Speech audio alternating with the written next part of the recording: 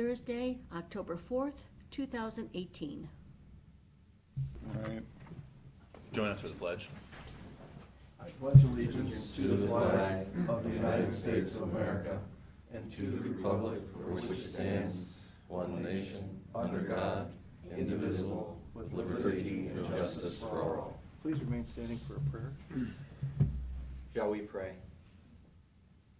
Oh, the depth of the riches of the wisdom and knowledge of God, how unsearchable his judgments and his paths beyond tracing out. For from him and through him and for him are all things. To him be the glory forever. Almighty God, you are infinitely great, and we, alas, are not. Though we may pretend to greatness, in our hearts we know the truth. We know our weaknesses, our frailty, and our limitations. We ask you, therefore, in your mercy, to grant to these commissioners today a measure of your wisdom and insight, so that they with humble hearts may serve their constituents with righteousness, honor, and integrity, according to your holy will, all to your glory. Amen. Amen. If we can remain standing, can we have a moment of silence for Mayor Arden Cooper, who passed away this week at Kelly's Island?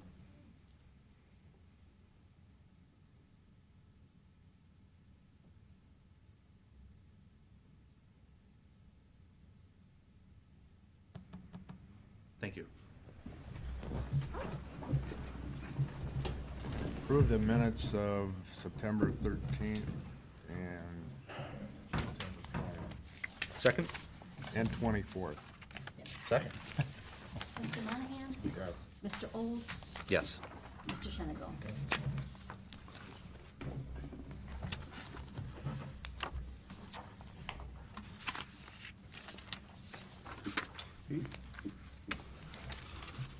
Okay, I've got our HR team here, and Nancy is gonna go over our cost containment committee recommendations for the 2019 health benefit plan. Yeah, we have in front of you is the recommendation, the summary that we sent out. You should have already received a copy of it, but we're here to review it again. As you know, we have a cost containment committee, and the subcommittee of that is the strategic planning committee. We start the process early on, well in June usually, to start planning the benefits for the next year, for 2019. So we have minimal changes to share with you, and as Matt heads the cost containment committee, I'll turn it over to him to go through it for you. Thank you, Nancy. Good morning, Commissioners, Pete, Carolyn, Gary. We have Josh Messenberg and Kate Terrell here. They're our health insurance consultants. They'll be speaking to the specific changes that we're recommending. As Nancy said, we don't have many changes this year. We are pleased that we have a flat renewal. The committee's worked hard through the years to bolster the trust fund to a point where we're once again, for the second year in a row, able to have a flat renewal, no increase. One thing we wanted to know, just as a tipping our hat to the wellness, to the work that's been done on the also the wellness subcommittee of focusing on our health, putting into place parameters such as deductible credits and things that have really incentivized the employees to take care of their health. And we've seen, especially in the last 2 years, our catastrophic claims on the stop loss have decreased, so we're pleased with that. I think at this time I'll turn it over to Josh and Kate to talk about the specific changes.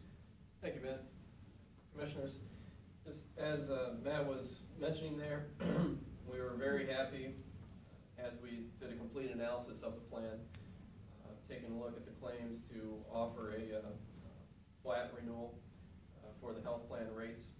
We also analyzed the dental, vision, and life insurance. We went out to a few different carriers for quotes, and we believe that we will keep those rates flat as well, recommending to remain with the current providers. As I said, no increase in employee or employer costs. The spousal inclusion benefit, this is a great benefit offered to county employees. We are recommending to increase that benefit cost from $200 to $250. And this is simply in line with incremental increases that we have done over the past few years. Also in line with other benefit rates we are seeing in the marketplace, as well as with the Affordable Care Act. So Josh, if you don't mind, well, let's ask the questions as we go. So go into detail on that spousal, just for the record, what we do and so forth. So basically, this is available, as a brief there, for employees hired before January 1st, 2018. They can elect spousal coverage on the plan if the spouse works full-time and has health insurance available at their place of employment. So they can go on the Erie County plan for, our recommendation would be $250 per month. This is an increase of $50 from the $200 level. And we started increasing this throughout the years. It was originally at $75 and moved it up to $100 and $150, $200, now $250. And this is basically in line of what we're seeing with, let's say, single rates at other employers, as well as what's going on with the Affordable Care Act and healthcare.gov in terms of the rates that are out there for insurance on the exchanges. So an employee, if their spouse has insurance, was there talk at one time about just telling them that you gotta go on the company's insurance, you can't come on ours? Yes, there was. And what happened with that? Actually, for those hired after 1/1/18, that is the case. Right, but why isn't it for all the other employees? Yeah, we've talked about that, and actually, like, since 2015, it comes up every single year, about how do we handle that? Especially because we've become aware of other employers, certainly in this area and across the nation, that, you know, your spouse can't be on the plan if they can have it. For instance, I believe Fireland's spouse can't be on it at all. There's no parameters at all. for Right. offering health insurance. So we're seeing that around here. We're trying to follow suit, and we're just kind of sending the message that, hey, this is a benefit. It's a really inexpensive benefit to have another person added to the plan for $250 a month. So the thought of HR and our broker and the committee is to keep sending that message, and eventually down the road, you know, that may occur. At this point, we're not recommending that. Yeah, we also have to realize, and I think Pete would say that we would lose funds into the trust fund. If we start kicking all spouses off, you would have a decrease in the funding on the family plans into, you know, to the single plan, which would be a drop of, Yeah, I mean, if we're fully insured, that's an easy decision, but when you're not, then, you know, you gotta bring in revenues, there's reason to keep doing that. Right, it's just, I've always said, when we brought more people into plan, there's one way you could look at it, oh boy, we're getting lots more money. But the other way I look at it is, oh boy, we're assuming lots more risk. But you're also spreading risk too, by You more are, numbers. But as, we have an aging workforce in our particular case, and which amounts to more medical issues usually.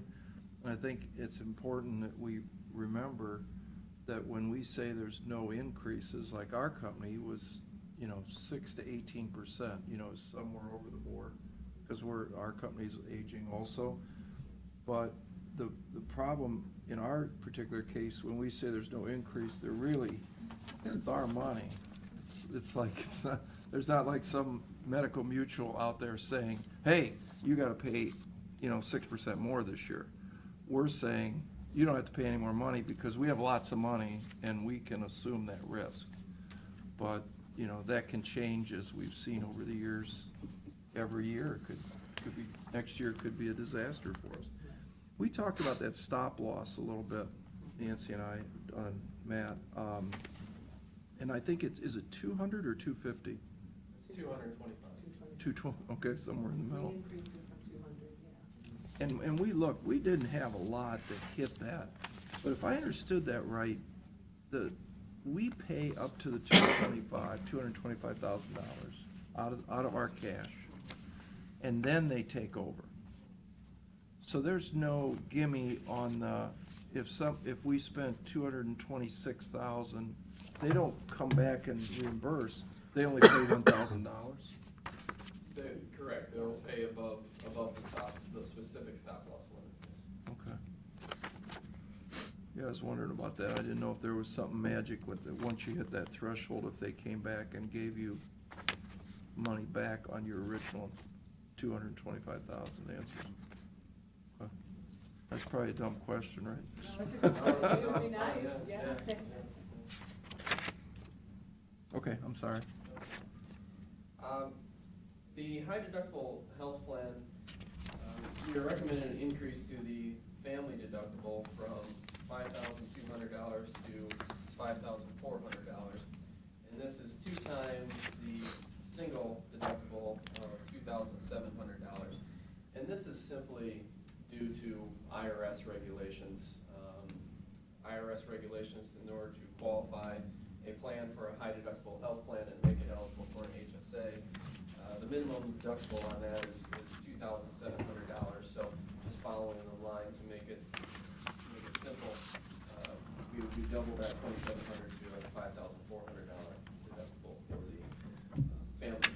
So we talked about that at length, and I think one of the questions we asked was, a lot of companies try and encourage employees to go to HSAs by giving them basically cash. I know we do that to get you to sign up in year 1, but we talked about, is there a logic in giving them the cash every year to shift people from over into the HSA?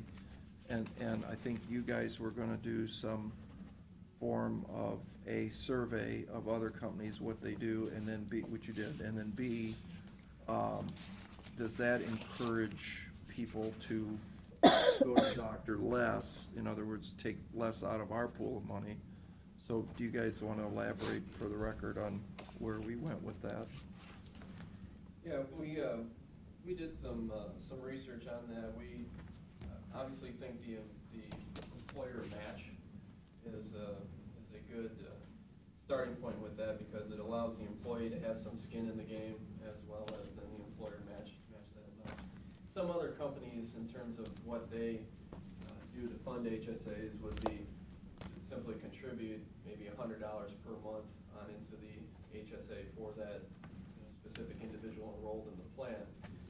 That way they can build up some balances within their account, as well as it's another added benefit. But that's, in terms of the survey, that's kind of at the level that most employers would want to do. And like I said, typically the HSA match is the more industry-held rule, because that allows the employee, and then it rewards the employee for putting money in. But we don't do that currently. We do a match. We do a match. 400 and 800. Per year? Every year. Every year. We do the match every year. It's 400, 800. We used to, at one point, we used to contribute an additional amount, so. It was like 1,200, wasn't it? It was like, right, $400 match. So if the employee put in 400, we put in 400. And then we did like a first and second year, I think, 400 on top of that, so they would get 1,200. We backed that off, and a lot of the things that we did was based on the trust fund balance when we were making some changes. So we backed off of that. As far as the match and the contribution goes, it seems to me in our research we're kind of in the middle. Some employers offer less, some offer a whole lot more. You know, they say the match is like 800 or 1,000, or they contribute, like Josh said. Some do it differently. Some put a contribution in the first of the year, hey, we're gonna give you an extra $1,000. Some spread it out every month and do it every single year. Some do it for the first, second, third year. Some do it for the second. Some just do it the first year. And again, that's so our employees can meet their deductible, because it's such a high deductible plan. If they have a claim, everything's out of pocket until they hit their deductible and their out-of-pocket maximum. At that point, everything, including prescriptions, is paid at 100%. But if they have something, some claim that first or second year, it's all out of pocket, because they haven't had the opportunity to build their plan to pay, you know, they have that bill to pay for that deductible and the out-of-pocket. Yeah, I think that's something that we should not only be looking at, but be implementing for this cycle. I mean, that's something we talked about. I think you want to encourage your employees to be in the HSA plan, to take responsibility and think, do I need to go to the doctor? Can I go to the health department? You know, what's best for me? And be more cost conscious. I mean, I think it's something we need to, As an example, I talked with Perkins Township, and at one time they were funding their deductibles for their high deductible health plan pretty well, like at like $2,000 each year, and she said that they found people weren't actually getting healthier. When you give them too much money into their HSA, then it doesn't really make that effective, you know, really Don't go to the taking, doctor. yeah, don't go to the doctor because they have all this money in their account. So she said they were finding nobody was getting healthier, their costs weren't going down, you know, everything was like staying the same. So, you know, there is kind of that percentage, I would say, you know, of what we need to give them to really What the sweet make a spot change. is. Yeah, what's that sweet spot? Because, yeah, like she said, she's like, we were funding like their whole deductibles, and she goes, and you know, nobody was getting healthier, everybody was still going to the doctor, you know, tons, because they had all this money in their account, so. And I think you guys said we only have, was it like 125 people that are HSA? It's about 143 or something, close to 150. It's increased, so. But you really want, I think that's a great analogy. You really want to find what that spot is, how we can drive the HSA up to 240 people, right? How do we do that? What's the incentive? That's a question. Look for the answer. Yeah, and if you sit down with people and do the math, they get it, because when you do the analysis of what you're paying out of your pocket that comes out of your check, on a family plan, you're saving $200 a month that you can deposit right into your HSA, and the out-of-pocket max is less on the HSA. So I mean, if people really look at it and actually calculate the benefits, Amy and I talk all the time that, you know, if only people knew the savings that they could have on the high deductible health plan. and it's a savings plan in a world where we don't save enough money. Right, You know, it stays with you, it's Yes. a benefit for the rest of your life. Right. I mean, or until you can spend it. We're certainly open to enhancing benefits and helping our employees through the issues that they need to go through.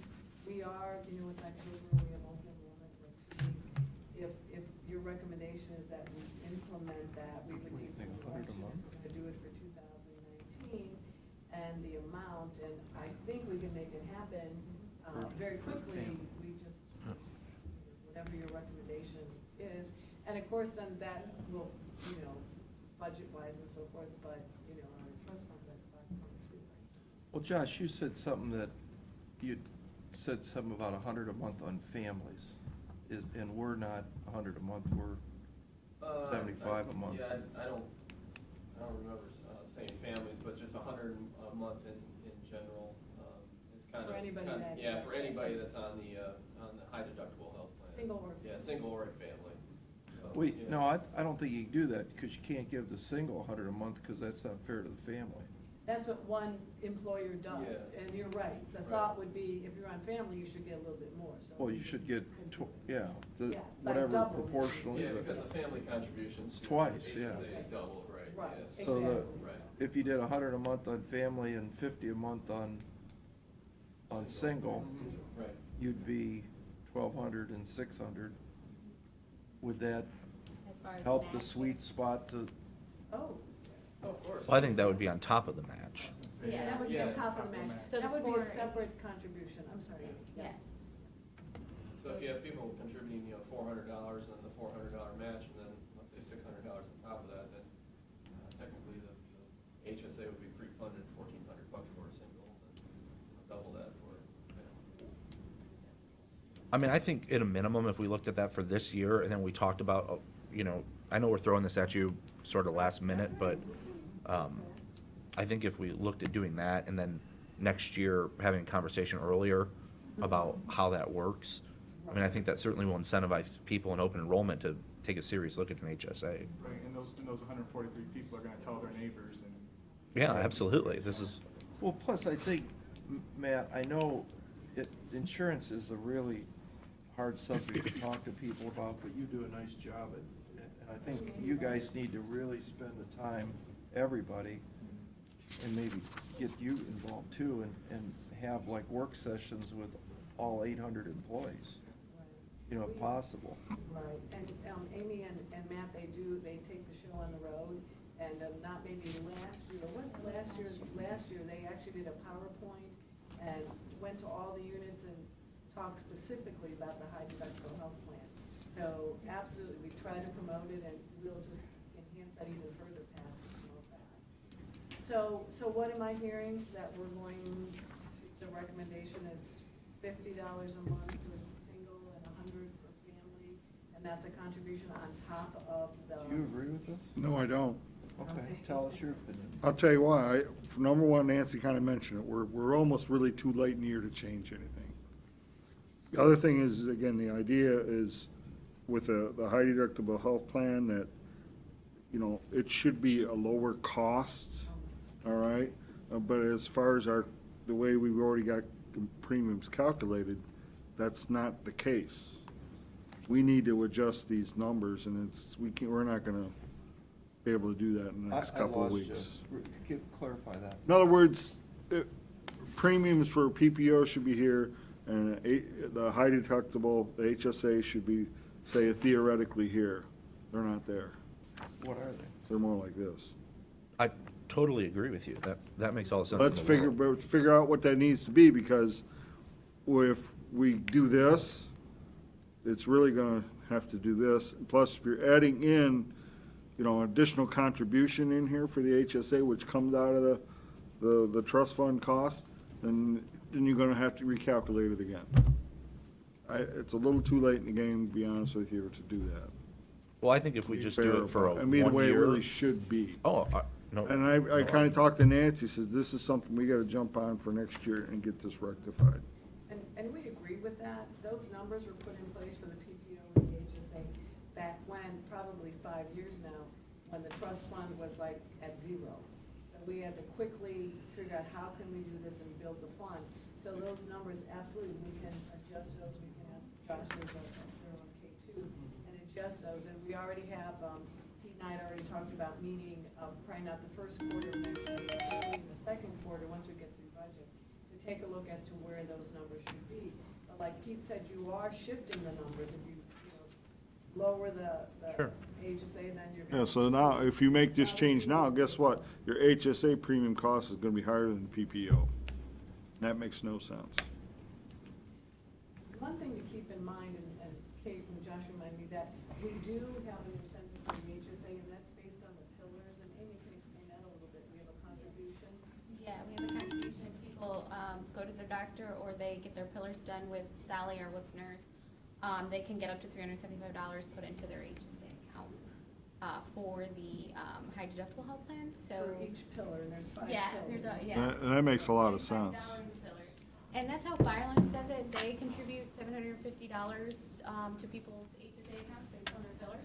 So $150. Explain a pillar per just for the record. So they go and they get their blood work done. So the pillars, your blood pressure, your blood sugar, your cholesterol, Body mass body index. mass index, and smoking. So those are the 5 pillars. And if they pass all 5 pillars, they get the $375 into their high deductible health plan. So you're Why don't- basically tying it to Why health. don't we fiddle with that? Yeah. Why don't we make that 3 times that? Something stupid, because if you don't, if you pass the pillars, you're probably not gonna have the heart attack as Yeah, and that's likely. the kind of the thing is if you're tying it to their health, and you're a little, hopefully those people are, caring about their health or taking the steps if they do find out they have something. Well, and more important than that, it's encouraging them to go over the HSA. If there's some real money there, and I can pass these pillars, Right. then, do you have to pass the pillars or just take the test? You can pass them, or you have to pass them, but if you don't pass them, there are alternatives. So we have to offer alternatives. So if you don't pass your BMI, I have to give you an alternative, like say, okay, if you can drop your BMI by 1 point, before the end of the year, then you can get that pillar. So, Maybe that's something we should do is, we're trying to flip At this people- point, it's a little easier to do that. I mean, that makes a little more We sense. would, and we have increased the pillars. I think we started at 50, yeah, we started and we went to 75. For 2019, so- it was, we asked. Yeah, for but the $25 ain't gonna $75. get me on the exercise bike. Yeah. No. $200, maybe. Yeah. You know, like. Yeah, and I You think know. we do, because we, you know, we met with the health department, and it does seem like, you know, even that from going from $50 to $75 per pillar didn't really make that many more people No. jump. So I think you do really have to offer something pretty Make significant. it 200 or 250 and maybe he'll start exercising like I've been after it. Like I said, we're open to suggestions, so Yeah. if we. And it is, also on the PPO side, they get that towards their deductible. No, so 100%. we have to look at that. And that would be easier to roll out than changing the plan at this point, you know, but we could certainly roll that You out. like that better? What's that, messing with the pillars? Yeah. Well, I still think you need to get into a situation where you're incentivizing, and I think if we do 1 year of increased contributions, and then next year we look at all this other stuff, making the adjustments, I mean, I think Sure. do this as a 1 year Yeah. temporary. It's and time it- to do it, to take a look at the. Well, we numbers. did say that, Pete. I mean, 1587, 1585, that makes no sense. Zero. Right. Yeah. It did when we implemented, but you're right, these numbers need to be reworked, so. Well, why don't you do I think we're all nodding our head on the pillar idea, then the healthier you go and make it $200 or Yeah. $250 I guess or. my thing would be is, people have tested already for 2019, so they tested from January to June for next year, so they test, you know, a year ahead. So that testing's already been done, so I don't know. We'll as test far them as again. We could figure it organizing- out, We right. could figure that out, but that would be my only, We'd have a lot of Yeah, work, we we test them could- again. but we could do it. We don't pay anything for the test, right? It's our in-house people. yeah, we pay for it through the wellness budget, but, we do use health department, so We're in we partnership with the obviously, health department. they give us a good discount. Yeah. Well, if they've already passed, it's not a big deal. The Not issue gonna would hurt be if you. anybody now wants to Wants jump to on and jump take on the with the IJ, which is a additional. good thing, because we'd like actually to make that mandatory. If you're on the health plan, we need a IHA every year, so, we could do that, and we'd have a lot more. We just have to work with either them Sally or Firelands Corporate Health if we need, because they would do our IHAs as well, to get anybody else that would want to jump on this last quarter to get their IHA done. And we'd say, you need to get it done by November 15th or something. So, let me get this straight. Can't you do this anywhere? Like, say, somebody goes to the Cleveland Oh, Clinic. yes, you can go to your doctor. Oh, yeah. Your you doctor, have to yeah, get he that. can do these, you tell him, I Yeah, need we these allow them to pillars go to their done. doctor for their preventative visits and Okay. checks and- So it doesn't have to be through our program, it can be through their Anywhere doctor. they want. Yeah, if you just get the documentation and say that they've done it. Trail so. more. And some prefer to go to their own doctor, so. Well, I still think you need to do the incentive increase on the HSA contribution and rework this. I mean, I think ultimately, long-term, Matt, for 2019? for this coming up here, So am I hearing the motion? I'll make that I mean, to do the, Yeah, because we've Well, heard what's some the comments. specifics, so you're Yeah, I thinking? need to know exactly. Yeah. well, when we talked about $100 a month, or, you know, I don't care, figure out the number for a family and 50 for single. That Oh. sounds like a good number, right? It'd be enough to. Pretty high to me. Rework it for 2020 then. But then, are you gonna do the pillars too? Yeah. We would have to go so high on the pillar, because right now we're at 75, even if we went. See, I'd do less, I'm thinking what Pete's saying, I'd do more on the pillars to get you healthy.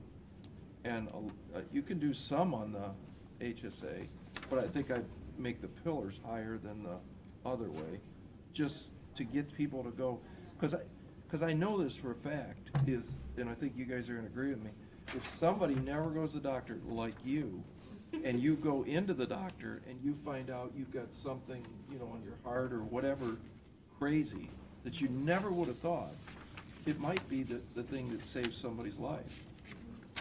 Without a doubt, but unless And you said you don't go to the doctor. it's true. Right. The, not that we need to discuss my medical history here. An open session. Yeah. I'm working to save your life here. Josh is running some numbers, but if you do 150 per pillar, that would fully fund a single deductible, right? With 5 pillars, 150, 750. So if you, For the PPO. for the PPO, so if you double, not only would you add, you know, you'd fund the HSA on the high health plan, but you'd also fund the single deductible, because we also would, if that's, Right, so what happens with the pillars? Anybody in the HSA and meets their pillars, they have that, on the high deductible health plan, they have that money deposited in their account. Make it equal for the PPO, they don't get the cash per se like the high deductible health plan people do, but it's applied to their deductible. So that's what Matt's saying, if we funded at 150, everybody on the PPO, their deductible would be met. They've met the 5 pillars, they jumped through the hoops, and other companies do that as Yeah, well. that's We've how seen that. Firelands That's how runs. Firelands does it. So they can have a $0 deductible on the. But how does that encourage But people that to doesn't. go? that's but that doesn't I encourage. also- You know, it doesn't That's help. what I'm. Is that something, a regulation, that you would have to offer the same incentive to all employees, or could you do an increased incentive for those on the high deductible health plan? Bingo, yeah. Compared to those on the PPO? Is Right. that Right, then that's when you would add, you know.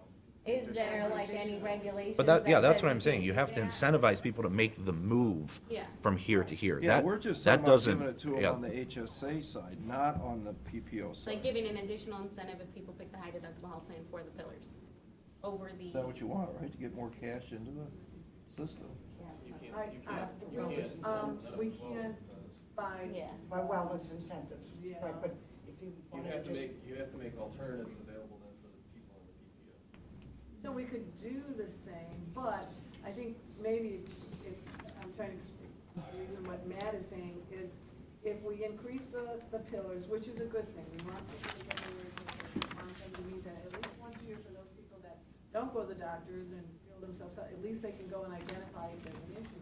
But then if we did something over and above for the HSA, we would address the need for the pillars, but then incentivize people to move over to the high deductible health plan.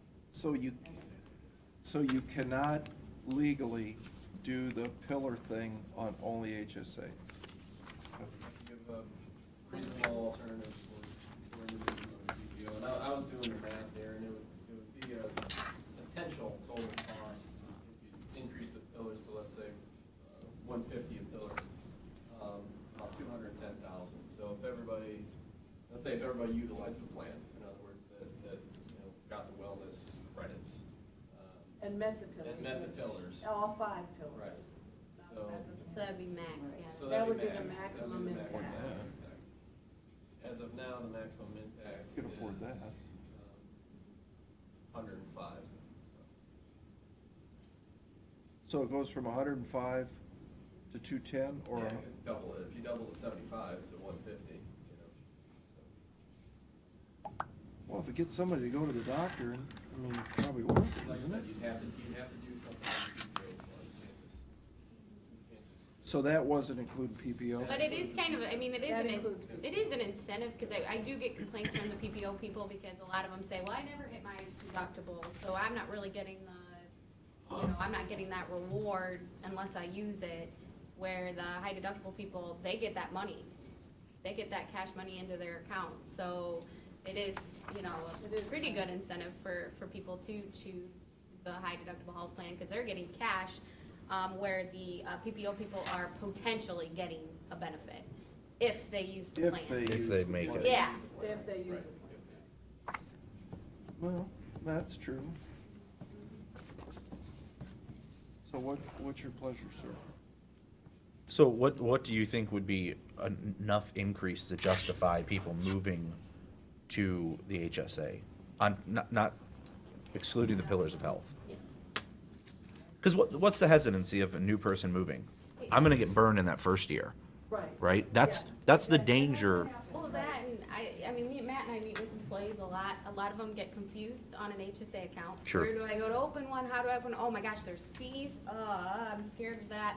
You know, and then they're like, well, I just want something easy. Just give me a card where I can just go to the, you know, I don't have to think about what money I'm putting away. So I'm not sure, you know, what the, Well, that's what we hear from people. You see, if we do the work the way these should look like, when they don't today, though, what's gonna happen is the PPO is gonna go up quite a bit, and which means if your employee contribution, even if that percentage stays the same, that's gonna jump way up. That's what's gonna cause people to look at the HSA. No And question. the HSA will probably go down, and it'll look more attractive to them. So why don't we do that? Why do you say it's too late? It's just, We have it's 2 kinda weeks. too late. No, It's it takes kinda them a too long late, or time to it's do too it. late? It's too late. It's You too said it's late. Kinda too Well, late. yeah, It's too late. let's wait till next year and look at that, but this year, I think we can still put a 1 year's worth of adjustment, and maybe nobody does it, and it doesn't cost anything more than what the 120. Well, as far as like if you jump, you know, if you jump this year to the high deductible health plan, we'll give you Some incentive. that, or, yeah, something like that. as Right, far not And- as- tied to the. Not tied to the wellness, not tied. Correct. We're out- we Just, got hey, road. if you make that change from PPO to high deductible for this year only, we'll give you this much money into your, And it gives you, whatever we- it gives you seed money. Okay. Are you So- gonna do that just for people that jump or people Or that is are on that HSA? So in other words, first year contribution, is that what you're saying for the healthy, high deductible? A 1 year, not, I mean, for everybody. But it would certainly incentivize. If you pick I don't think you if need to pick do the high whole, deductible health plan at open enrollment, whether you're in it now or you're not in it and you move to it, we'll give you an extra this much money. To either stick with the. yeah, high you don't, I you don't think want, that's you don't what want he's people saying. jumping back to the PPO. And it doesn't have to be the $100 figure. I mean, it can be something less. Well, we needed to make a decision on what it is. Well, Well, what do you think the $100 I'm in favor of that, costs? but I'm hearing pushback, so you can give me a number. Josh, let's say, he says 0, he says 100, let's say it's 50. What would that cost the plan? Well, based on current enrollment, I mean, 11, The $50. yeah. So it's 50 times 12 is $600. That was, For a family. This is $50 a month. yeah. Or So for 140. But I mean, we're gonna see what the number is. No, we so. do our dump right away. Huh? We do it in, well, we can do it that way, or we could do it every month, you know, whatever the pleasure is. I think you Whatever probably- that office on the Back up second front. floor of the office building kind of says. We can do it right away. Would- Yeah, I think it's easier. We do the match up front, which funds their account up front for things throughout the year. Right, we do it right now at the beginning of the year. So everybody would get that. I'm hearing 400.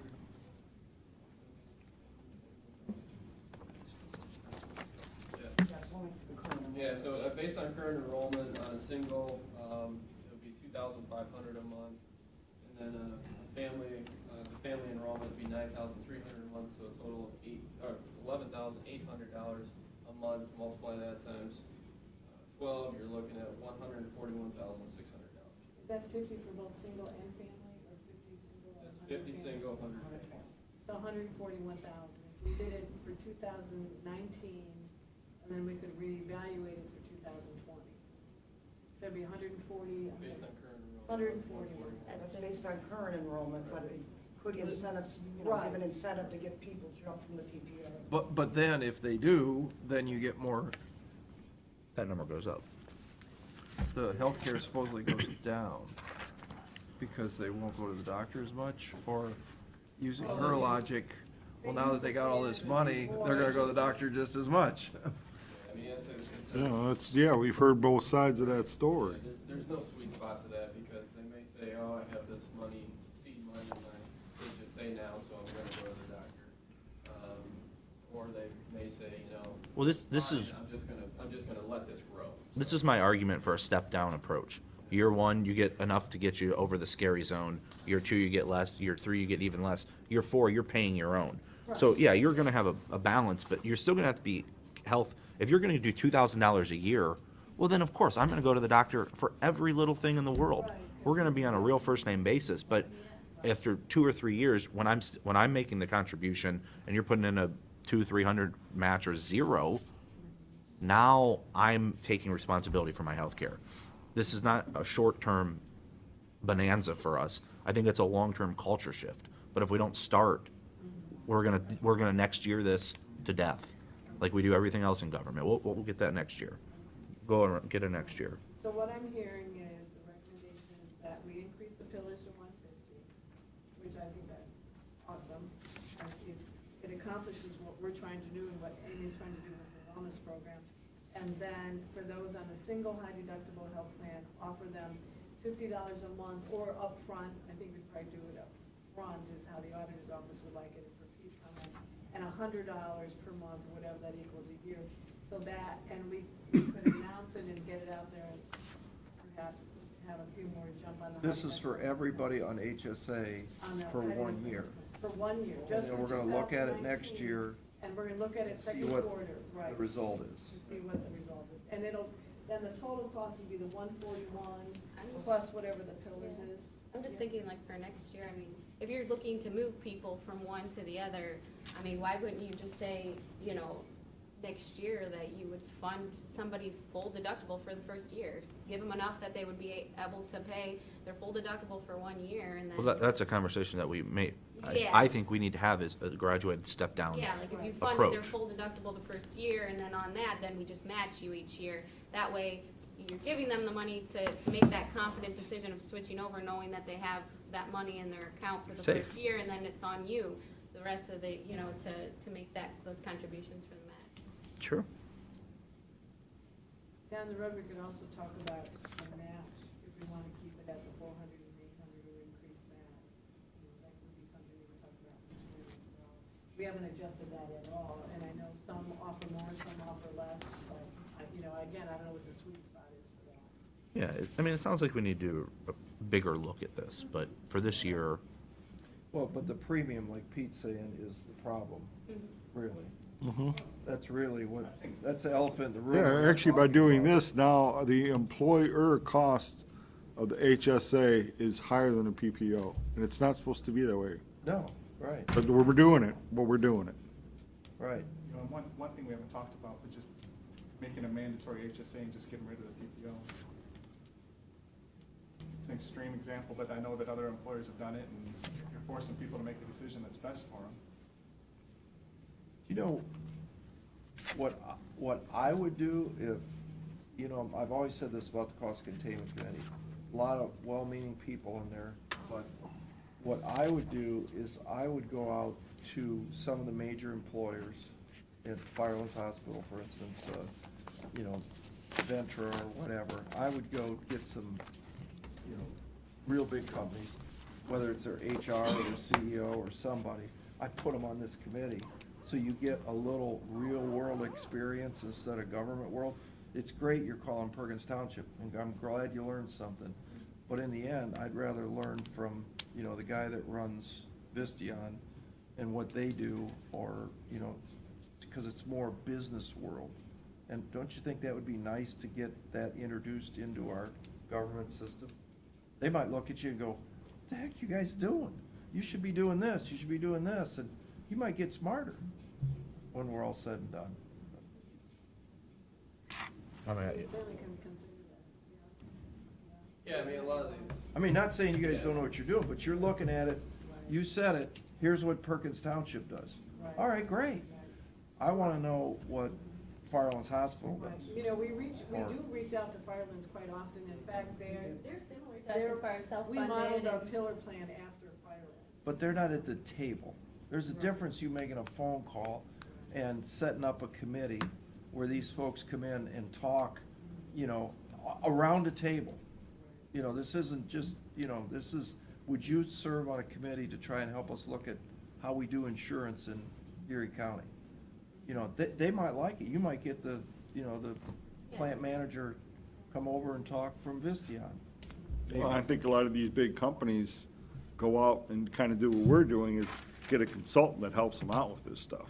They don't even necessarily have their own internal expertise at this. They're going to the other experts in the industry. But the advantage in bringing a neighbor, and this is our neighbor now, who's the Firelands Hospital, whatever, who does the insurance, I don't know who that is, it's Drew or whatever.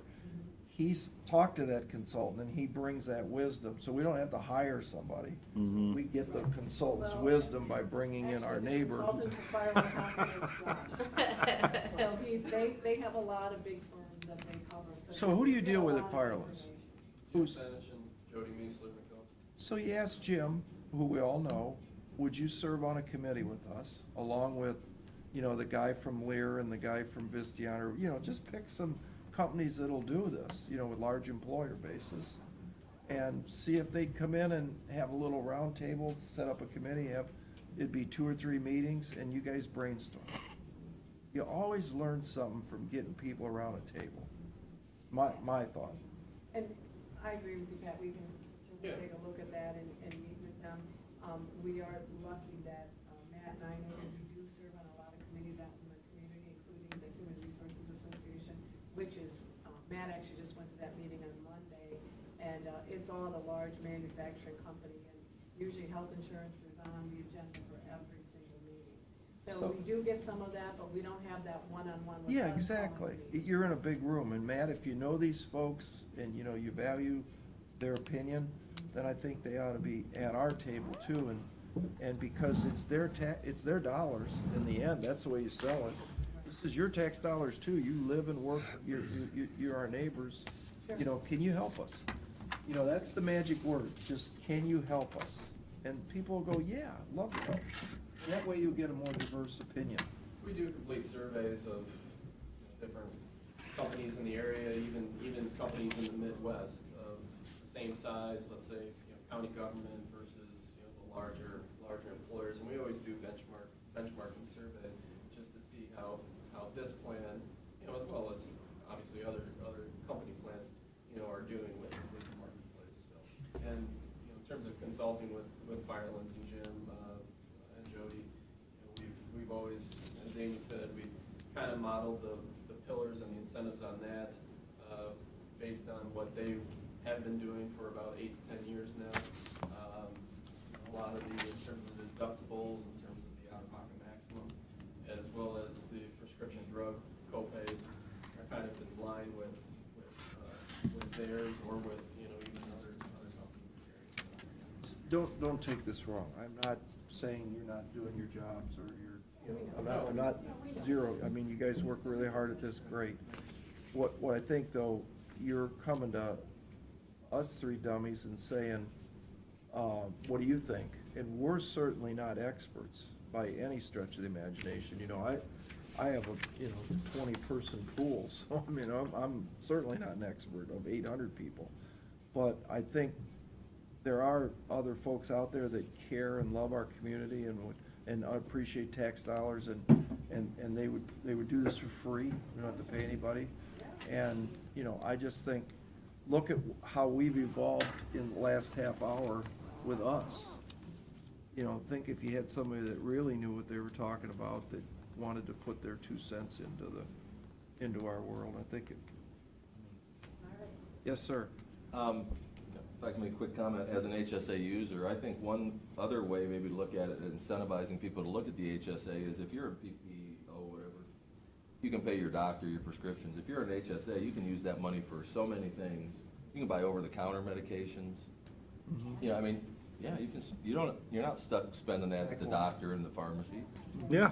There's a whole, you can spend it on over-the-counter, you can spend it on almost anything health-related. Right, yeah. So, I mean, there's a lot of stuff, if you're not going to the doctor, you can still buy stuff you buy every day anyway, but you can buy with pre-tax money. So maybe Yeah. that's another thing to present to people as a reason to flip to HSAs. You said pre-tax money, and that's the key. I didn't hear that, but that's the advantage, is, Yeah. you're gonna Pre-tax get money a in your 30% HSA. discount from the United States government. Right, I mean, if we're trying to really shift people, I think Matt and I hear the most, I'm telling you the most, is people don't wanna go out and set up an HSA account. They don't know where to go do it, it's Go to kind of a Civista and fill painful out an process. app like any other account. Yeah, it's nothing. there's like fees associated, I mean, there are ways to but Couple people bucks. seriously do get scared. I mean, we have employees that come here that don't even have bank accounts, that have to go set up a bank account. I mean, that happens at the Meadows, at, different places like that. People come, they don't have bank accounts, they're scared to open up a HSA. There are options, that we could offer, a place for them to sign up through us, like through Medical Mutual or different things. It costs per employee.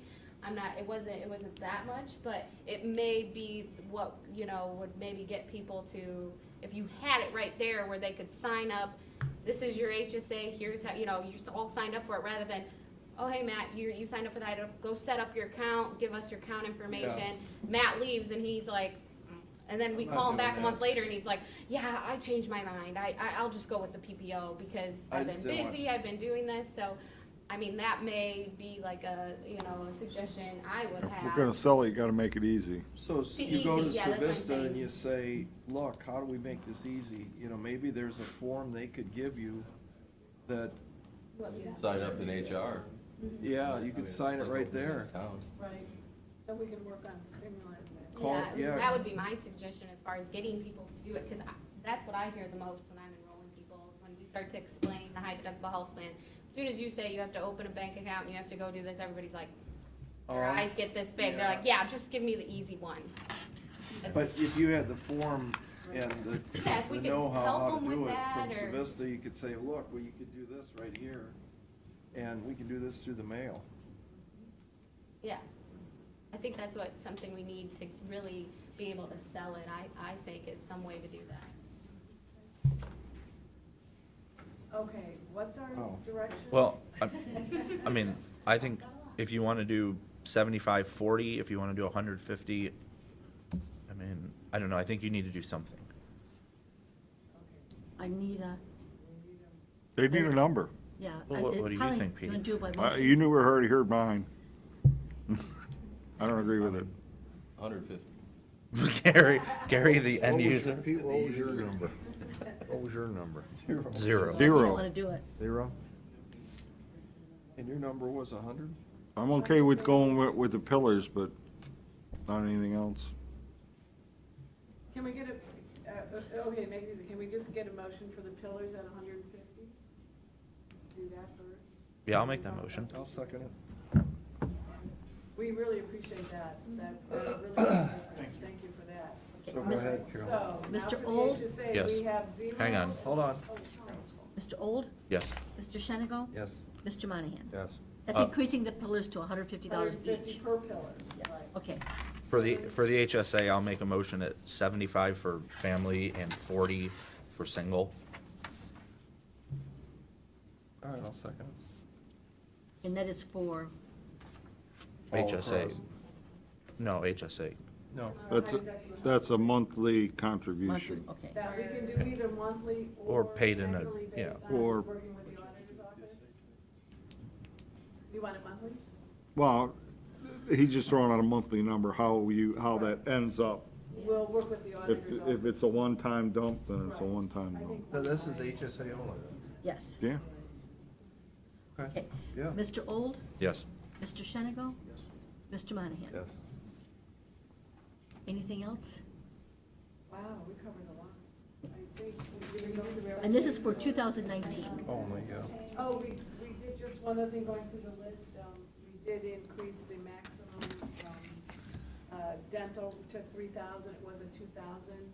We thought that would be a nice enhancement. That would be cost effective for our employees that are, for the dental coverage, so. And the specialty drug Right, and we increased the where's that? copay. The copay, right, for the specialty drugs. Okay. Thanks, guys.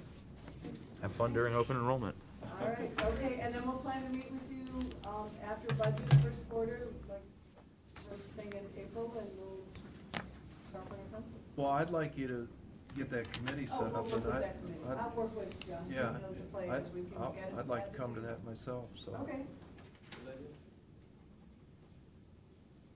Absolutely, Pat, we'll let you know. Keep on business. You want that See before what the we're end of the year, paying. Pat? About- What's that? You want that before the end of the year meeting, or? Absolutely, I want it like next week. Okay, Well, there's open enrollment time, so that's, yeah.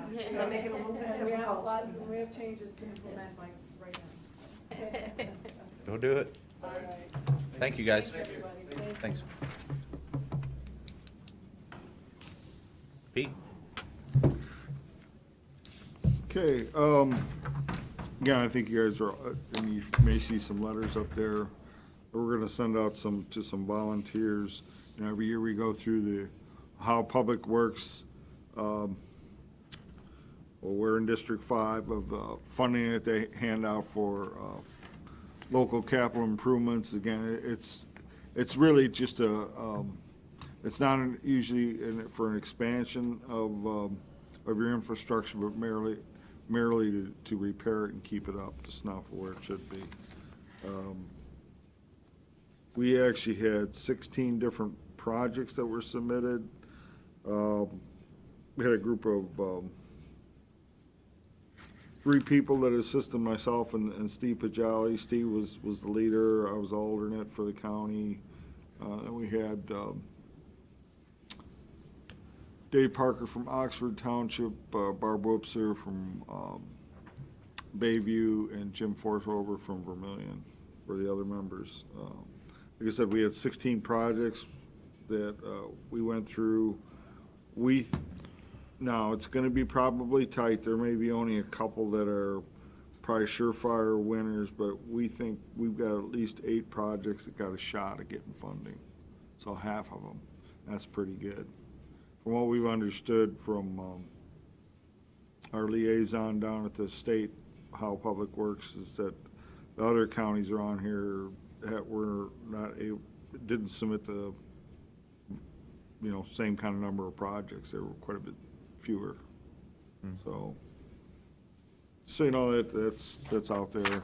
I guess a lot of them are kind of borderline. We'll just have to see how the whole district is, because it kind of changes from year to year. What that cutoff on points is, it's based on the money and the points and how many projects get rated high. You're gonna see some budget adjustments up there. We're getting ready for next week to award some contracts on the phone system. Again, we've already done the dial tone piece, okay? That's where we're spending about $9,600 a month on that. And that's gone down to $5,800 a month. Why? Because we renegotiated it. Well, the big thing was, when the original system, we were leasing. Well, that includes the equipment, Exactly, so now the equipment's paid for. essentially. Well, the thing is, if we stayed on that lease though, and we didn't buy this equipment, they could walk out the door when the lessor wanted it to. Yeah. So now, part of their reason is that now we're gonna buy it, and we're responsible for maintenance. Okay? Which shouldn't be much, Hmm, wouldn't think. 54,000 for 5 years. Oh, you buy a maintenance contract? Yeah. And if you buy it up, we put 5 years on it, it's cheaper as opposed to doing it, 1 year at a time. Then the other, so, by that's roughly about $228,000 of savings over 5 years, just on the dial tone. Okay, yeah, we're gonna have to pay $54,000 in maintenance. We're also gonna pay probably about $10,000 or so for an upgrade to the software package, the operating system of the phone system. We're gonna get that updated to something more modern. But again, the dial tone provider is giving us a $12,500 credit towards that. That's what I'm saying. Our net for that is $10,000 to $12,000 is what's gonna cost us. And then the So other. what would our phone bill go down into? What's our savings when you add this all together? Just on the dial tone? No, total. Because you saved on the dial tone, but then you had to add for the maintenance fee. We're gonna add the maintenance, we're gonna add the software upgrade. Is that every year a software upgrade? No, this is a one-time, And the maintenance is 54 for one time. for 5 years. So if you take, that's 10,000 a year plus 2,000 a year, it's 12,000 a year extra, and you saved how much on the dial tone? 50. 228. How much per year is that though? 54. Is that right? 4 times. About 50 grand. So 50 minus 12. No, wait a minute, no, 73, well, I guess I have to do the math.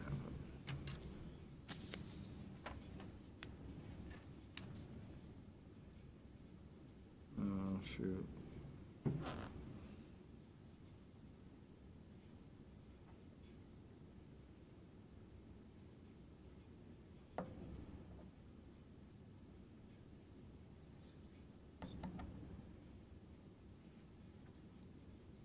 Yeah, 54,000, 45,000, excuse me, 54 or 40? 45,000 a year. So take 12 off of that, right, for your extra costs. Mhm. No. Yeah. 45 a month. Is it 45 for the whole year? 45,000 for the whole year, And then you gotta pay 12 more thousand in, for what I pay for maintenance and the software upgrade. so we only save 30,000 for a year? Yeah. But that's just one side, then there's gonna be the fiber side. The fiber side is gonna save us about 27, almost 28,000 a year as well. So between the two, that's not bad. About 50 or 60? Yeah, about 60 grand, About 60. okay? Well, I'd like to thank Tim and Gary for working on that and being cost conscious and thinking about that. Right, They put a lot of work into that. they sure did. Tim? Jonovich. Tim Jonovich.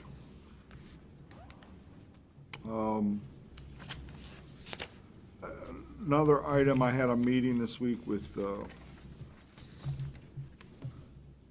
Gary Lickfelt and Neil Heminger from Ditch Maintenance. This is still ongoing, we're gonna see where it's gonna go, but if you remember earlier this year, there was a sheriff's sale of a piece of property that basically was unbuildable. It had a permanent drainage easement on it. Got some more properties that are coming into that range, or essentially the retention ponds, the taxes on them. Either, I don't know if it's, because of valuation or it's from the assessment, that it's reaching that point there.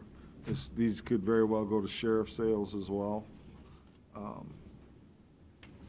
So the thought was possibly getting the developer to turn these over to the county, get them off the tax rolls essentially. And we have done that for other ones prior to this. Yeah. So, Yeah, and these are ones that are on ditch maintenance? yeah, very on ditch maintenance. So how'd they get on ditch maintenance and somebody still privately owns them? That doesn't make sense. No, or if they're managed by, say, an association, Sure. as opposed to a common parcel, as opposed to a separate dedicated parcel is just still owned by the development company. Pat, can I chime in on that a little? I'm the person who sold that. That particular one was DHI Communities, which is one of Didion's things, when he built Plumbrook Oaks or whatever that's called, that goes south from Galloway there. Or no, that's not south, east from Galloway, Right, by the chapel there. right. And this was a common area parcel. It was in the name of DHI Communities. They hadn't paid taxes in forever, because I think they let DHI go down the tubes, I think. So this was. Shall we say closed it? Yeah. So the parcel didn't pay taxes for years and years. It pops up on our stuff. Our obligation to sell tax delinquent parcels doesn't have any exception in there, because there's a retention pond or ditch going across it or anything like that. So that's how it comes up. We knew we were selling what it was. It was close to landlocked, which is another potential problem for somebody. We come into landlocked parcels, which you can't develop either. But this one's got about a 2-foot strip that goes all the way up to Galloway Road, but still essentially landlocked. It's got a retention pond. The legal description says detention pond. And our position was, anything you buy at the sheriff's sale is as is, where is, do your due diligence. You go buy something that turns out you bought the wrong thing, that's on you. So we sold this, a guy who lives out on Plumbrook Circle, maybe McDonald's his name, I can't think of it. Yes, McDonald. Yeah, he bought it for the taxes, which was, I think, around 5,000 or something like that. And he owns probably 6 or 8 other properties. I mean, he's not a neophyte. He knows what he's doing, I think. And if he didn't look into it, our position was, and I sent him a letter basically to that effect, Right. was it's as is, where is. The sheriff's sale site says, contact your lawyer, check this out, get an attorney. We don't say it's suitable for any particular use. There's lots of warnings on there. And we had sold it, and then we got word, Neil Heminger heard from some people he was out there cutting some trees down or something, like he was looking to do something on the property, and Neil was concerned. And of course, nobody knows I'm the one who sold it, so they come to me complaining about the idiot who sold these people the Brooklyn Bridge, and I'm like, law says we do that, we do that. So I sent the guy a letter saying, you Right. know, everything about this property says you can't do anything to it pretty much, and in a very nice way. It's too bad you bought it, I guess. I mean, you should have checked it out, should have done your due diligence. And I never heard from him, from the citizen who bought it, and I never heard much more from Neil on it. Now, I've heard there's some other stuff going out there, but there's like 3 or 4 easements going across this piece of land, plus the drainage pond. And it was all common area of that neighborhood. And there's another couple of small pieces DHI has out there, I think, that should have all, in the course of things normally, would have gone to the association, homeowners association. You know, the developer has to turn them over to the association after they sell X number of lots and so forth. But I think in the late 2000s, that whole thing fell apart. And so they just remain in the name of a defunct developer. And as they come up, I mean, we can try and kind of take a look at them, and you know, we do have to prioritize our tax foreclosures. We can't do everything at once, certainly, and maybe we look at those a little harder, but I'm not sure what else we could do about it. Well, I think there's some inconsistencies. Gary and Neil are still they're gonna do some more checking. I just wanna let you guys be aware that this is going on. It may come back up to us, it may not. I don't know. But I just wanna let you know. Yeah. Well, the one thing, Pete, that you gotta be careful of is you don't want the county to take, you know, these strips of land that potentially would cost us money to maintain. You know, whether it's cutting Right. grass or cutting trees down, Right. or, you know, so that's why I asked the question if it's on ditch maintenance, because anything that I've ever done through the years is typically that is assigned to ditch maintenance, and then the ditch, they pay to, you know, maintain and clean it and this, that, and the other thing. But, And you just raised those last year significantly. Yeah. Maintenance fees. Right. So, I mean, you're not gonna get that if you own it. Well, you assessment, oh, no. no, you would still get it. We pay, even if. Not for that parcel, I got it. Oh, no, oh, yeah, I mean, if that a parcel is assessed, even if we own it, we have to pay it. We have to pay assessments. We don't pay on, the value, again, because we're exempt, tax exempt will be 0, but any assessments, we still owe. So, okay. So the logic would be to get the homeowners association to take it Something like that. in those cases. Sometimes they just don't get set up. Well, or just for say the developer to just pay his taxes. Yeah. I mean, that's the key to it. In this case, the developer's long gone. Oh, no, these guys are still in their Yeah. developer's name. But our remedy is, we can't go against them for the money, we go against the property. So they say, go ahead, Yeah. knock yourself out. Yeah. I think we might run into the same thing out at Harry Purdue's deal out off of Bogart there, Taylor. Taylor, Yeah. so you have that? There's some common areas. I don't think it's come up yet, but it should. I know there's common areas out there, and I'm pretty sure nobody's paying anything on it. All right, well, keep working on it. Okay, that's all I got. Resolutions?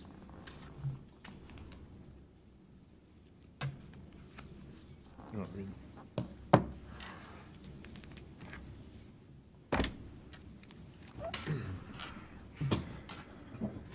Resolution of Board of County Commissioners for the purpose of entering into a lease agreement with MT Business Technologies. Second? Mr. Monahan? Yes. Mr. Old? Yes. Mr. Shenigal? Purpose of entering into an agreement with LaGrange Layden Financial Services. Second? Mr. Monahan? Yes. Mr. Old? Yes. Mr. Shenigal? Authorizing the county auditor to make a budget modification. Second? Mr. Monahan? Yes. Mr. Old? Yes. Mr. Shenigal?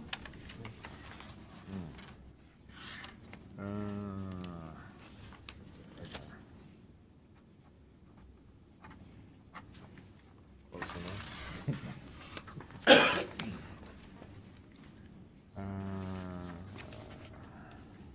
Entering into an agreement for the purpose of opposing State Issue 1. Second? Can't believe it. Mr. Monahan? Yes. Mr. Old? Yes. Mr. Shenigo? Entering into a maintenance agreement with MT Business Technologies. Second? Mr. Monahan? Mr. Old? Yes. Mr. Shenigo? Entering into a Jobs and Commerce Economic Development Agreement with the Ohio Department of Transportation. Second? Mr. Monahan? Mr. Old? Yes. Mr. Shenigo? Authorizing the county auditor to make interfund transfers. Second? Mr. Monahan? Yes. Mr. Old? Yes. Mr. Shenigo? Entering into an agreement with Buer Group Architecture and Engineering, fire alarm systems. Second? Mr. Monahan? Yes. Mr. Old? Yes. Mr. Shenigo? Auditor to make budget modifications. Second? Mr. Monahan? Yes. Mr. Old? Yes. Mr. Shenigo? Entering into an agreement with Accurate Business Machines. Second? Mr. Monahan? Yes. Mr. Old? Yes. Mr. Shenigo? Authorizing the county auditor to make interfund transfers. Second? Mr. Monahan? Yes. Mr. Old? Yes. Mr. Shenigo? Authorizing the drawing of warrants. Second? Mr. Monahan? Yes. Mr. Old? Yes. Mr. Shenigo? Authorizing the auditor to make a budget modification. Second? Mr. Monahan? Yes. Mr. Old? Yes. Mr. Shenigo? Entering into an agreement with Pogemeyer Design Group. Second? Mr. Monahan? Yes. Mr. Old? Yes. Mr. Shenigo? Thank you. If there's no further business or public comment, I move we go into executive session regarding employment. Second. Oh. Yes, thank you for catching that. I'm sorry. Man, I don't go to the doctor either. Don't take no medicine. I have to go now once a year because of Medicare. I don't take no medicine. I run a rodent killer. I do everything. So don't let them pick on you. All right. Mr. Old? Yes. Mr. Monahan? Yes. Mr. Shenigo? Yes. Record? Second. Mr. Old? Yes. Mr. Monahan? Yes. Mr. Shenigo? I'll make a motion, we adjourn. Second. Mr. Old? Yes. Mr. Monahan? Yes. Mr. Shenigo?